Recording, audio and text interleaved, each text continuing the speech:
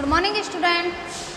कहानी के और उपन्यास के हम क्या करवा रहे थे आपको तत्व। उसमें हो गया आपका कथा वस्तु को। तो कथा वस्तु किस प्रकार से होनी चाहिए, परिचय का, फिर कथा वस्तु के आप किस प्रकार से परिचयात्मक भूमिका, कथोपकथन, वो सारी विशेषता, संवेदना युक्त, कौतूहल और उत्सुकता, ये सारी चीज़ें उनमें विशेषताओं का योग समावेश होना चाहिए, पात्रों का समावेश होना चाहिए, परिचयात्मक भूमिका उसकी नवीन ढंगता लेते हुए, इन सारी चीज़ों को हम आपको बता चुके हैं। कथा वस्तु जो होती है, प्रारंभ, उसका जो विभाजन होता है वो 3 तरह से होता है। उनका खंडों में प्रारंभ में किया जाता है, मध्य में किया जाता है और अंत में किया जाता है। प्रारंभ में किस प्रकार से किया जाता है, मध्य में किस प्रकार से, इन सारी चीज़ों को हम आपको बतला चुके हैं। अब आपका जो तत्व दूसरा आएगा वो है पात्र और चरित्र चित्रण।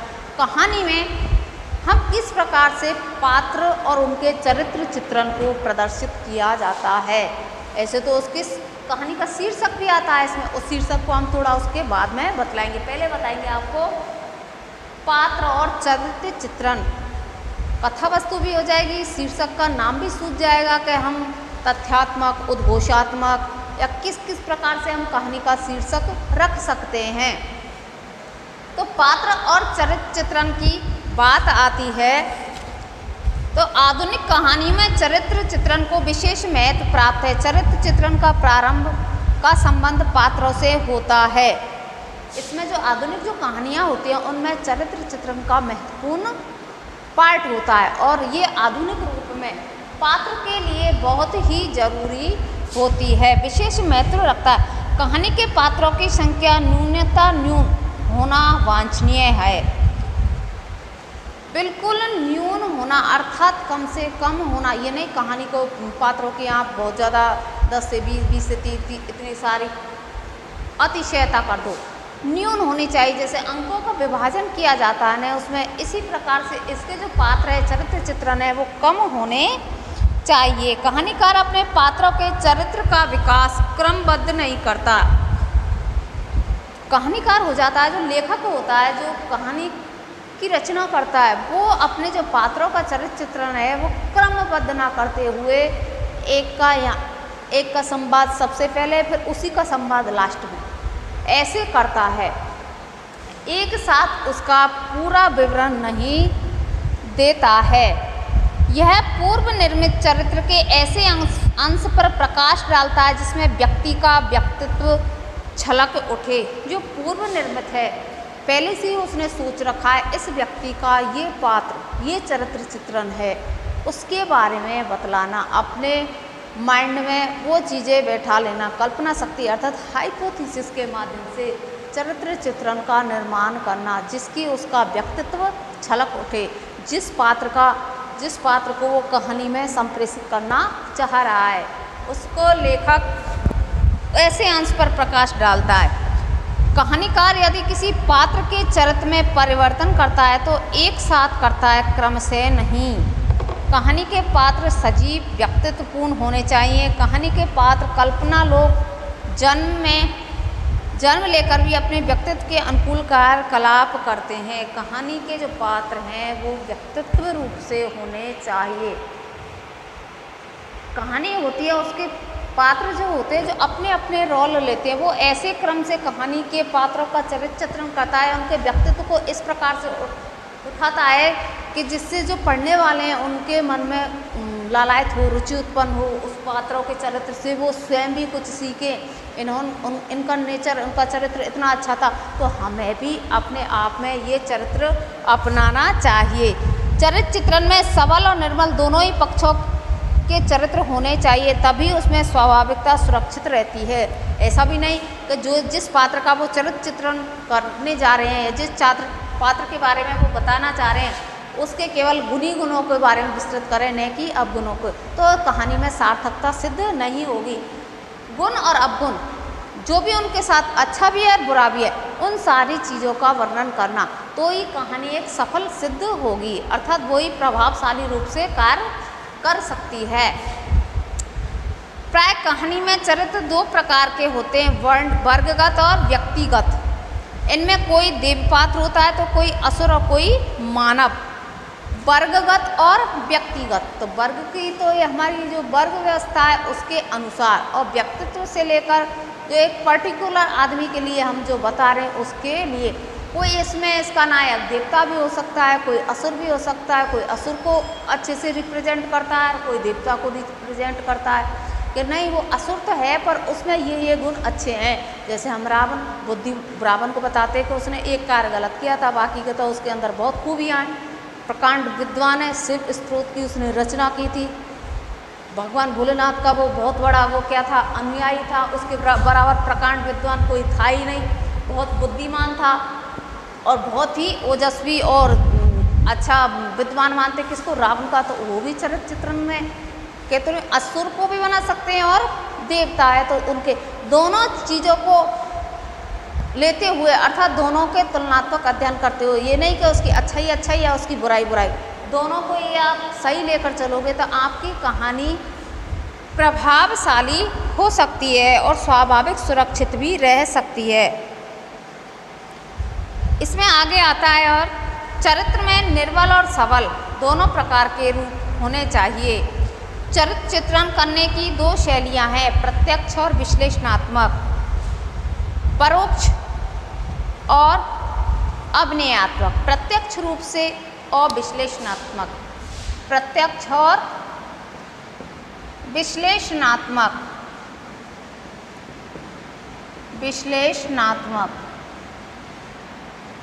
प्रत्यक्ष भी होती है और विश्लेषणात्मक। प्रत्यक्ष रूप से देखा हुआ और विश्लेषण किया हुआ जो हमने आपको बताया खंड खंड के माध्यम से, उसके द्वारा हमें उसके बारे में विश्लेषित करना, एक प्रत्यक्ष रूप से उसको दर्शाना। दूसरी होगी परोक्ष या अभिनयात्मक, परोक्ष रूप से या अभिनय करते हुए बतलाना, उन पात्रों के सजीव ढंग को प्रेषित करना।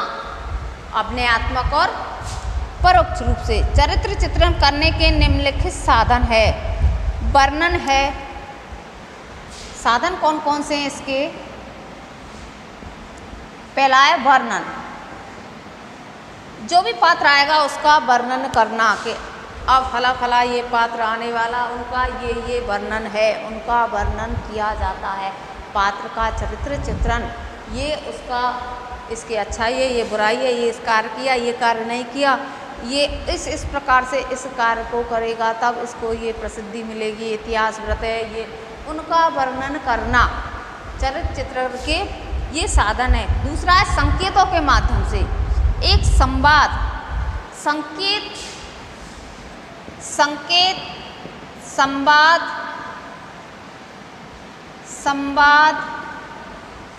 संकेत भी है, संवाद भी है, और विश्लेषण और अंतर्द्वंद, ये सारी चीज़ों के इनके साधन है पात्रों के चरित्र चित्रण के बारे में। संकेत के माध्यम से कथोपकथन कर लो या संवाद कर लो, और अंतर्द्वंद में भी इसमें पात्र का चरित्र चित्रण होता है। कभी कभी वो ऐसी स्थिति में आ जाता है कि ये कार्य करूँ या ये कार्य ना करूँ, तो ये भी उनको रोल निभाना पड़ता है।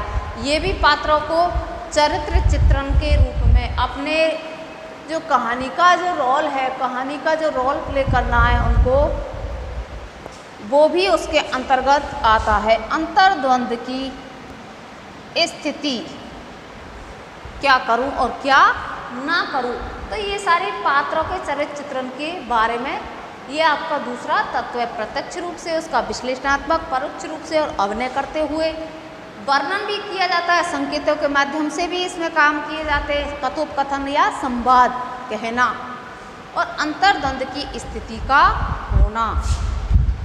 अब नंबर 3 इसका कथन आएगा, वो है कथोपकथन या संवाद। जो तत्व है, पहला क्या था, कथा वस्तु, दूसरी क्या थी, पात्र या चरित्र चित्रण, और तीसरा क्या है, कथोपकथन या संवाद। कथोपकथन या फिर संवाद,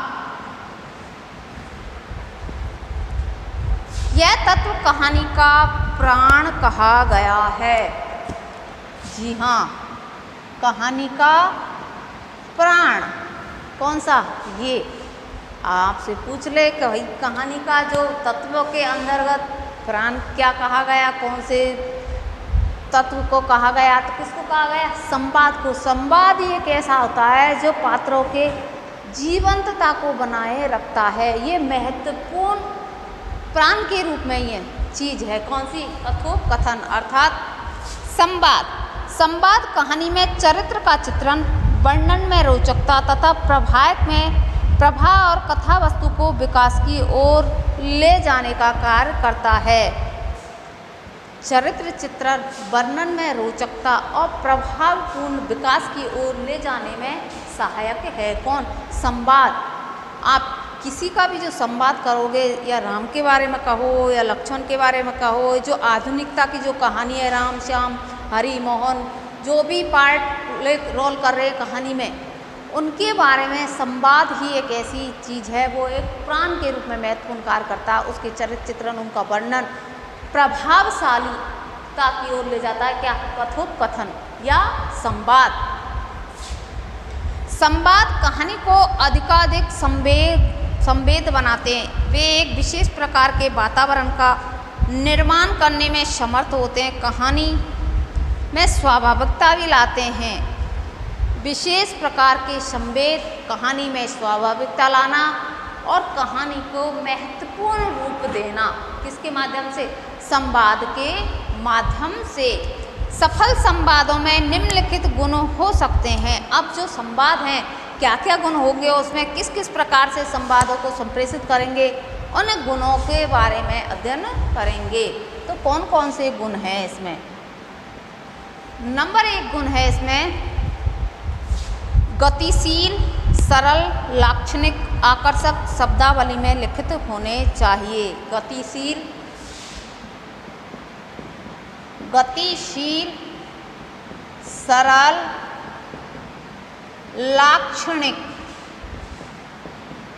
लाक्षणिक रूप में संवाद। गतिशील, अवरोध नहीं होना चाहिए, बीच बीच में अटकना नहीं चाहिए। और संवाद कैसे होना चाहिए, सरल, क्लिष्ट नहीं, सरल, जिससे आम जन को आसानी से उसको समझ सके। और लाक्षणिक रूप में संवाद होने चाहिए। आकर्षक शब्दावली के रूप में लिखित। शब्दावली ऐसी हो जो सबके समझ में आ जाए और वो बीच बीच में अवरोध का काम ना करे। ये एक इसका महत्वपूर्ण गुण है। किसका, संवाद या कथोपकथन का। दूसरा है वो है लघु, मार्मिक और स्वाभाविक और मौलिक भी होने चाहिए। इतने विस्तृत भी नहीं होने चाहिए। कैसे होते हैं, होने चाहिए लघु, मार्मिक, मन को छूने वाले। लघु, मार्मिक, स्वाभाविक और मौलिक भी होने चाहिए। स्वाभाविक और मौलिक भी होने चाहिए। कैसे, मौलिक, लघु होने चाहिए, विस्तृत नहीं। मार्मिक, जो दिल को छू ले, जिस चीज़ से हर्ट हो, अगर आप उसको किस प्रकार से प्रेषित करें, ऐसा करें जो सामने वाले को छू जाए। और स्वाभाविक हो, उसमें कोई बनावटीपन ना हो और व्यावहारिक रूप में लिए हुए हो, मौलिकता को लिए हुए होने चाहिए। अगला गुण है उसका संवाद पात्र और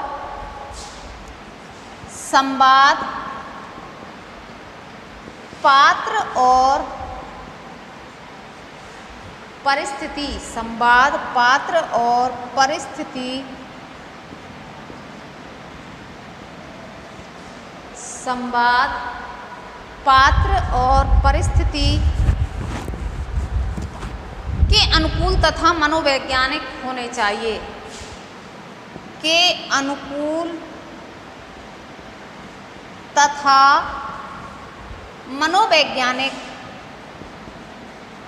मनोवैज्ञानिक होने चाहिए।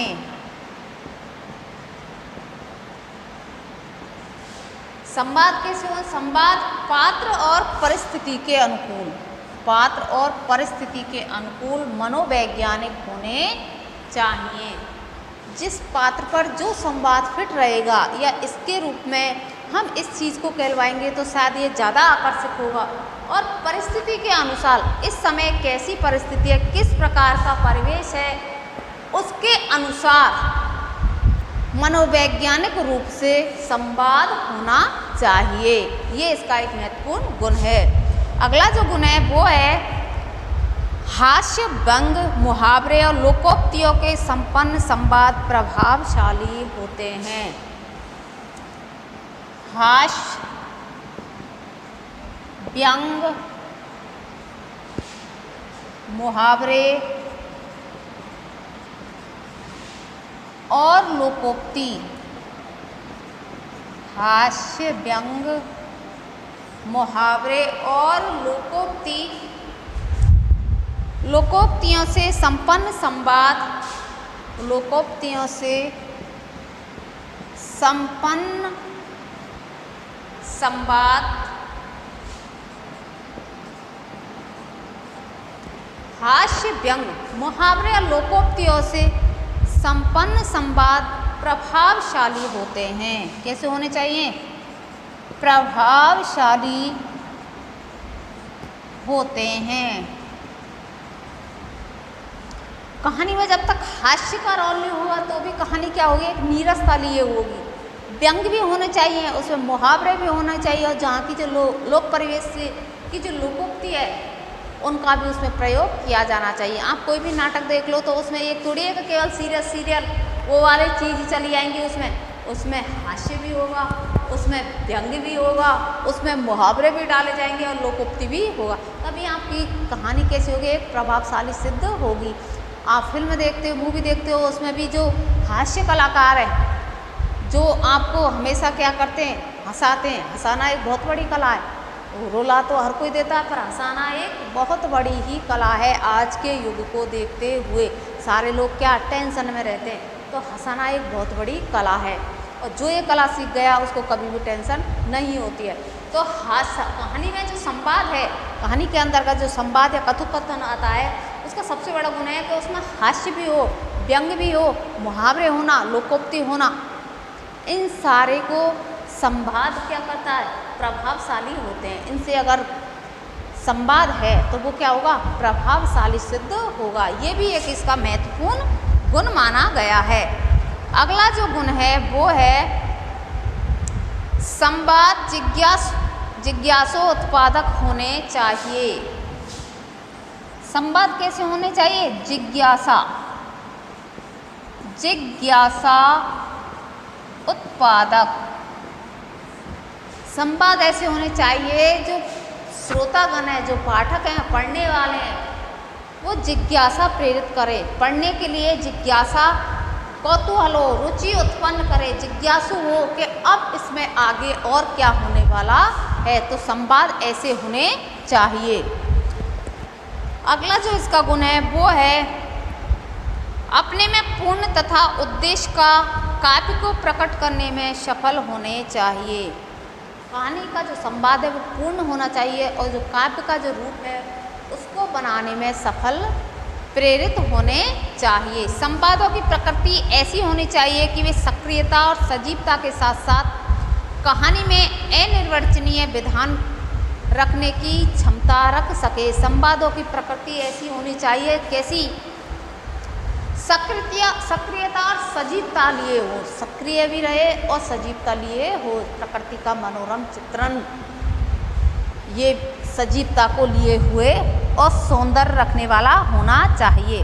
कहानी के संवादों में स्वैगत कथन और सैद्धांतिक विवेचनाओं के लिए कोई स्थान नहीं है। स्वैगत जो कथन होते हैं उनकी और जो विवेचना करते हैं उनके लिए कोई स्थान नहीं है। ये क्या हुए थे, ये हुए थे संवाद के या कथोपकथन के गुण। अब इसमें आगे और क्या गया है कि अतः अनेक कहानियाँ बिना संवादों के भी लिखी जा रही है। जैसे जोशी जी की प्लेन चैट कहानी आज भी साहित्य में नए नए प्रयोग कर रहे हैं। जोशी जी हैं, उनकी है प्लेन चैट जो कहानी है वो भी नए नए प्रयोग कर रही है। प्लेन चैट ये भी बिना किसके, संवादों के, अनेक कहानियाँ बिना संवादों के भी लिखी जा रही है, सारगर्भित मूल रूप से। जो नए नए आज के साहित्य के नए नए प्रयोग हो रहे हैं। तो आपको नंबर 1 बताया था क्या, कथा वस्तु। नंबर 2 क्या बताई थी आपको, पात्र और चरित्र चित्रण। नंबर 3 कथोपकथन। अब नंबर 4 में क्या आएगा, देश काल और वातावरण। देश काल या वातावरण अथवा देश काल। किस वातावरण में, किस देश काल, किन तत्वों को हम प्रयोग में ला सकते हैं, वातावरण और देश काल। अब वातावरण और देश काल के माध्यम से आप कहानी को किस प्रकार से प्रस्तुत करेंगे। कहानी में सजीवता, स्वाभाविकता लाने वाले तत्वों में वातावरण का बहुत ही महत्वपूर्ण स्थान है। वातावरण में विरहित कहानी ठीक उसी तरह से प्रभावहीन लगेगी जिस प्रकार दुष्यंत और शकुंतला का अभिनय करने वाले पात्र वातावरण के बिना ठीक समय, कहते हैं ना कि जब समय आएगा, क्या बहुत से लोग कहते हैं हमारा तो बेकार समय है, पता नहीं कब क्या होगा। तो देश काल परिस्थिति समय वातावरण के अनुसार सारे कार्य करने चाहिए। वातावरण के अनुसार, उस स्थिति के अनुसार, उस समय की परिस्थिति किस प्रकार की है उसके अनुसार हमें पात्रों का चरित्र चित्रण, संवाद और कथा वस्तु की गणना की जानी चाहिए। देश काल के अनुसार जिस प्रकार से शकुंतला और दुष्यंत, आपने जो अभिज्ञान शाकुंतलम जो कहानी है, जो नाटक है, उसका पढ़ा होगा आपने, तो उसके हिसाब से वो वातावरण, वो प्रकृति का मनोरम चित्र है, उसमें बहुत अच्छा है, बहुत ही सर्वश्रेष्ठ नाटक। तू रमते न रमते शकुंतला, बहुत सारी उसकी उक्ति हैं, वो सारी अगर आप पढ़ोगे तो बहुत ही आपको आनंद और रस की अनुभूति होगी शकुंतला नाटक को पढ़ने से। तो हम नीरसता वातावरण में लिए हुए अगर ऐसे बिना स्थिति और वातावरण और देश काल की परिस्थिति को बिना समझे हम नाटक की रचना कर दें या कहानी की रचना कर दें, तो उसी प्रकार से होगी जिस प्रकार दुष्यंत और शकुंतला का अभिनय करने वाले पात्र रंगमंच पर, नग्न रंगमंच पर दैनिक वस्त्रों से अभिनय करना लेश मात्र भी उत्पादक नहीं होगा। नग्न रंगमंच पर अर्थात खुले में उसको डायरेक्ट दिखाना, पर्दे के पीछे हर काम करते हुए आप उनको दिखाते हो, तो वो वातावरण और हमारी परिस्थिति के अनुसार, देश काल के अनुसार उन चीज़ों को बतलाना, ये इसके वातावरण के अंतर्गत बतलाया गया है। खुले रूप से, प्रत्यक्ष रूप से नहीं। जो खुला वातावरण वो है रंगमंच, नग्न जो रंगमंच है उस पर अगर आप शकुंतला और दुष्यंत के नाटक को आप करवाते हो तो बिल्कुल ही वो प्रभावहीन रहेगा। वातावरण में वास्तव में दर्शक के मस्तिष्क पर पड़ने वाला वह प्रभाव है जो देश काल और व्यक्ति की पारस्परिक अनुरूपता से उत्पन्न होता है। इस तत्व के अंतर्गत कहानी में देश काल का चरित्र चित्रण, वेशभूषा, साज सज्जा, रीति रिवाज, रहन सहन, आचार विचार, प्रकृति वर्णन आदि का समावेश किया जाता है। देश काल में चरित्र चित्रण, वेशभूषा, चरित्र चित्रण, वेशभूषा, रहन सहन, खान पान, रीति रिवाज, आचार विचार, प्रकृति वर्णन,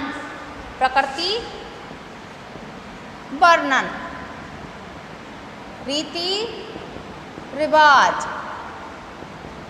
देश काल परिस्थिति के अनुसार इन सारी चीज़ों को हम समाहित करें। जैसे प्रकृति के मनोरम दृश्यों को अभिज्ञान शाकुंतलम में दर्शाया गया है। प्रकृति के द्वारा आड़ में शकुंतला और दुष्यंत का नाटक का परिचय, अभिनय करवाना, न कि खुले रूप में उनका अभिनय किया जाता है। खुले रूप में उनका अभिनय नहीं किया जाता। तो उस समय का चरित्र चित्रण, उनकी वेशभूषा प्रकृति के अनुसार या वहाँ का वातावरण कैसा, उस काल की, देश काल की परिस्थिति किस प्रकार से, उनका प्रकृति वर्णन, रहन सहन, रीति रिवाज और उनकी खान पान का, ऋतु वर्णन आदि काल का समावेश करना, ये ही देश काल के अंतर्गत आता है। वातावरण कहानी में हमारे ज्ञानेंद्रियों को प्रभावित व उद्दीप्त करता है। कहानी जो होती है वातावरण के अनुसार हमारे जो मस्तिष्क है वो स्थायी पटल के रूप में हो जाती है। जिस देश काल के अनुसार हम जो कार्य करते हैं वो इंद्रियों को प्रभावित व उद्दीप्त करता है, सौंदर्य अनुभूति को संतुष्ट करता है। जिस काल और समय के अनुसार हम इस चीज़ को अपनाएं अर्थात उनके बारे में कहें, सौंदर्य अनुभूति की अनुभूति करवाना, वह हमारी सहानुभूति को जागृत करता है, कहानी में आकर्षक उत्पन्न करता है। जिन जिन चीज़ों का हम इसमें समावेश करते हैं, जैसे वेशभूषा के ले लीजिए, जो उनकी बोलचाल को ले लीजिए, उनके रहन सहन को ले लीजिए, प्रकृति का वर्णन ले लीजिए, संध्याकालीन मध्यकालीन जो वर्णन है उनके माध्यम से, उनके जो रीति रिवाज हैं, जहाँ का जो परिवेश है, उनके द्वारा जो जो कार्य किए जा रहे हैं उनका समावेश करना वातावरण के अंतर्गत लिया जाता है। उदाहरण के लिए प्रसाद की पुरस्कार कहानी के प्रारंभ में अंश लिया गया। प्रसाद की जो पुरस्कार कहानी थी, किसकी? प्रसाद की कौन सी कहानी थी? पुरस्कार। उसके प्रारंभ में जो अंश लिया था, आद्रा नक्षत्र, आकाश में काले काले बादलों की घुमड़ में दुदुम्बी का गंभीर घोष, प्राची के एक निर्मल कोने में स्वर्ग झांकने लगा, नगर तोरण के जयघोष हुआ, भीड़ में गजराज का चामरधारी सुंड उत्पन्न दिखाई दिया और उत्साह का समुद्र हुरहुरने लगा। तो सुबह सुबह का जो वातावरण है, जो प्राकृतिक जो छटा है, जो बादलों की जो घुमड़ की जो आवाज़ है, जो नगर के बीच में से चिंगाड़ की जो आवाज़ है, उनको प्रसाद ने अपने पुरस्कार किसमें? कहानी के अंश में बताया गया है। चामरधारी सुंड उत्पन्न दिखाई दिया गजराज का और उत्साह एवं समुद्र हुलोरे लेने लगे। जब गजराज जैसे बादल की घुमड़ की आवाज़ आती है, गजराज का चिंगाड़ उठे हैं एकदम, और समुद्र क्या ले रही है? हिलोरे ले रही है। तो ये इसका एक अंश है। तो वो उस काल के वातावरण और देश काल को देखते हुए उसका चित्रण किया जाना, ये अर्थ के अंतर्गत आता है। वातावरण एवं देश काल के अंतर्गत संलग्न त्रय स्थान, समय, कार्य की एकता का समावेश होता है। यूनानी एवं फ्रेंच कहानीकारों ने विशेष महत्व प्रदान किया, किंतु आज की कहानी में इसका प्रयोग अनिवार्य नहीं माना जाता। समय, स्थान और कार्य एकता, इनको देखा जाता है प्राचीन काल में, परंतु आज के जो आधुनिक वे हैं कहानीकार, वो इन चीज़ों को नहीं मानते। किनको नहीं मानते? ये जो बताए हैं स्थान, समय और कार्य की एकता, स्थान, समय और कार्य की एकता को नहीं मानते, किंतु कार्य की एकता का सिद्धांत अत्यावश्यकता है, अति आवश्यक है। जो कार्य किया जाता है उसकी एकता का समावेश किया जाना अत्यंत ही आवश्यक होता है। नंबर 4 जो पॉइंट था वो था वातावरण और देशकाल। आपको बताया था कथा वस्तु, उसके बाद बताया था आपको पात्र एवं चरित्र चित्रण, उसके बाद आपको बताया था संवाद, और उसके बाद था वातावरण और देशकाल। और जो इसके तत्व हैं या उसके जो विचार हैं, जो नेक्स्ट वीडियो में हम आपको बतलाएंगे। आशा करती हूँ आपको ये वीडियो के माध्यम से जो तत्व बताए गए थे वो समझ में आया होगा। नेक्स्ट वीडियो में हम दूसरा टॉपिक लेंगे। तब तक के लिए धन्यवाद।